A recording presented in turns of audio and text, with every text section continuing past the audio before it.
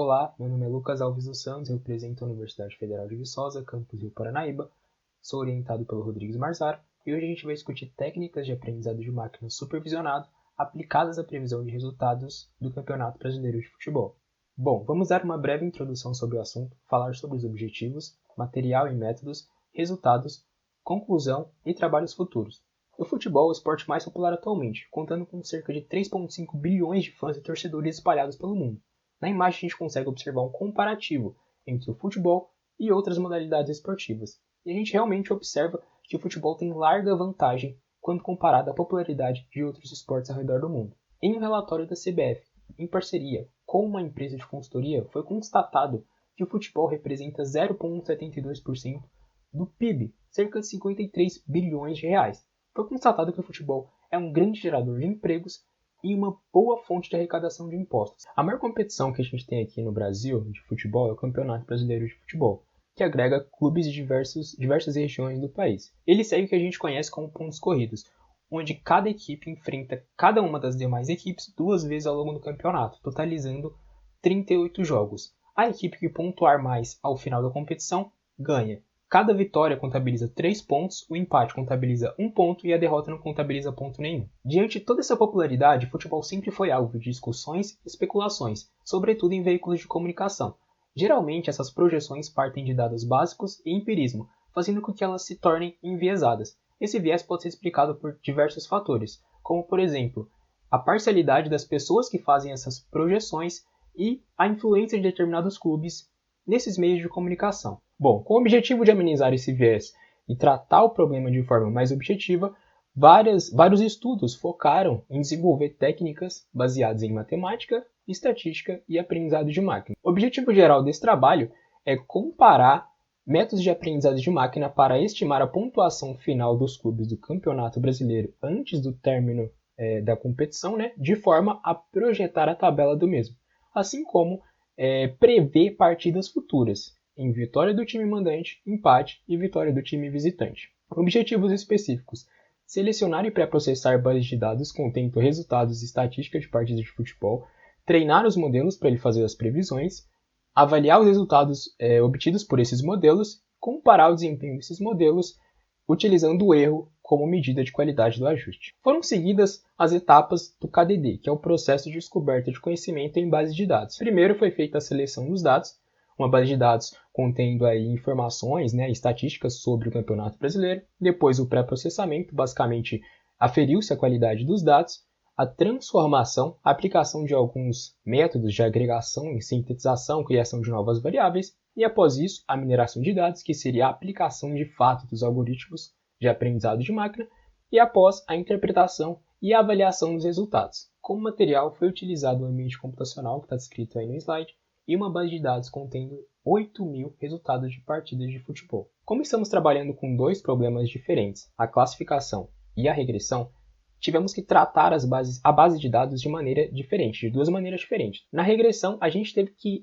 modelar essa base de dados de forma que a variável de interesse fosse a pontuação final dos clubes no término do campeonato. Aqui, através do desempenho da equipe até certa rodada no campeonato, o algoritmo devolve um valor que representa a pontuação estimada para aquela equipe ao final do campeonato. Já para o problema de classificação, a gente está interessado na vitória, empate ou derrota.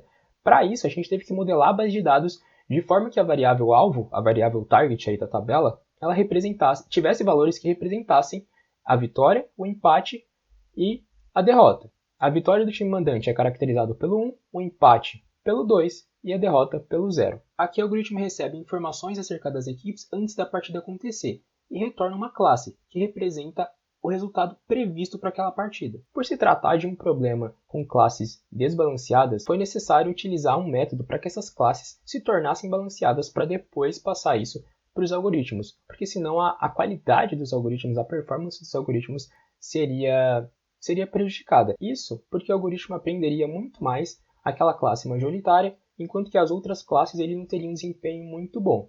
Então, nesse trabalho foi adotado o oversampling, que basicamente aumenta as classes minoritárias para que se equiparem à classe majoritária. No primeiro cenário, a gente tem os dados originais, as classes da forma que elas estavam. A classe 1 tinha muito mais instâncias do que as outras duas classes. A classe 1 é que representa a vitória do time mandante.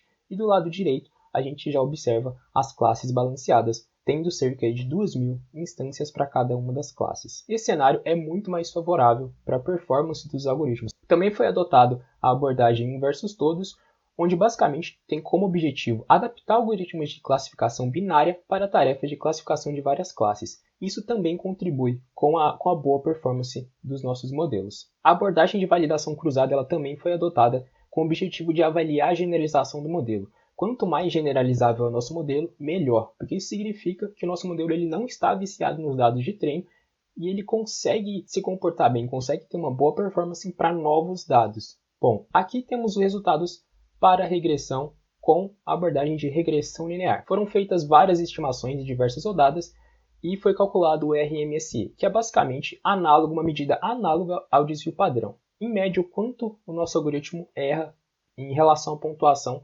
real. Por exemplo, na 34ª rodada, o algoritmo errou 2,54 pontos. Bom, aqui a gente tem um comparativo entre os 3 algoritmos que foram experimentados: regressão linear, Random Forest Regressor e o AdaBoost. A gente nota que os valores de erro ficaram muito próximos, e uma outra coisa que é interessante a gente observar seria a queda do erro ao decorrer das rodadas. Isso é natural, porque na medida em que o campeonato vai se findando, as incertezas diminuem e o algoritmo consegue trabalhar de forma melhor, já que as informações sobre o desempenho dos clubes elas se aproximam mais do valor real da pontuação final dos mesmos. A mesma coisa seria para um ser humano. É muito mais difícil a gente fazer projeções no começo da temporada, onde a gente tem pouca informação, quando comparado ao final da temporada, onde a gente já tem informações que possam nos dar um desempenho melhor, poder preditivo melhor. Aqui a gente tem a tabela do Campeonato Brasileiro de 2009 projetada aí pelo algoritmo de regressão linear com base em dados até a 30ª rodada, cerca de um mês antes do término da competição. A gente percebe que o algoritmo se comportou muito bem, acertando os 3 primeiros clubes e o top 8, daqueles clubes que vão participar de campeonatos internacionais, assim como acertou 3 dos 4 clubes rebaixados para a Série B do Campeonato Brasileiro. Para a classificação, o algoritmo XGBoost foi selecionado, sobretudo pelo seu bom desempenho em trabalhos relacionados. Do lado esquerdo, a gente tem a matriz de confusão, que nos ajuda a observar como é que o nosso modelo está fazendo as previsões.